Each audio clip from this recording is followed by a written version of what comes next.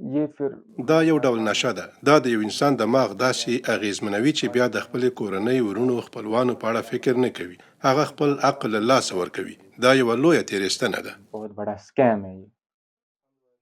بلال د همالایي سیمې له هغو ځوانانو څخه یو دی چې د دندې د نشتوالي له امله قمار کولو ته لیواله سوی و چې پیسې وګټي. यहाँ बहुत अनएम्प्लॉयमेंट है.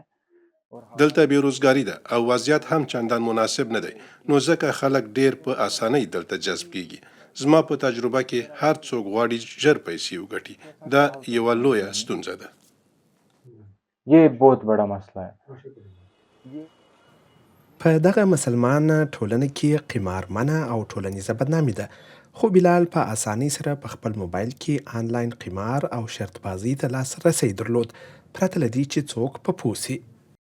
हाँ, जो मेरे मतलब क्लोज फ्रेंड्स हैं उनको کله چې زما ملګري زما د دې عادت په اړه پوه شو، هغوی هڅه وکړه چې ما قانع کړي چې ورڅخه لاس واخلم.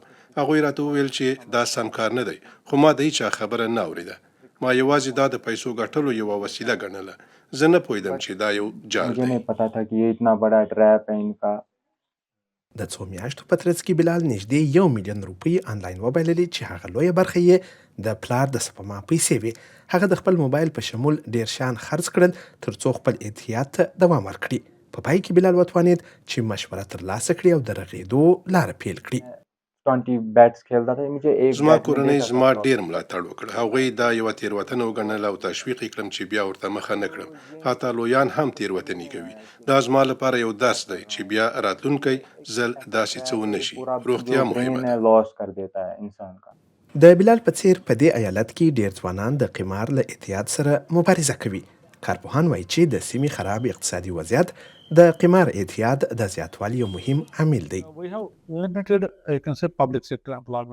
موږ محدودي دولتي دندې او یو ډیر کمزوري خصوصي سکتور لرو چې نشي کولای په کافي اندازه تحصیل یافته او با استعداده ځوانان ځای کړي.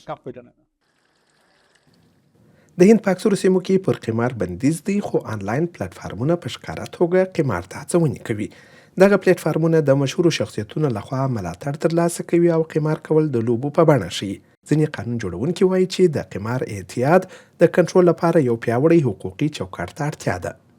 These apps are openly flouting government directives and دغه اپس په خپل فعالیت سره په ښکاره توګه د حکومت او ملي بانک له لارښوونو څخه سرغړونه کوي.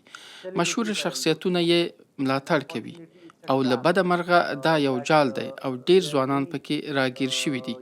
دا یو بل اعتیاد دی چې موږ ورسره مخ یو. another addiction that we are currently facing.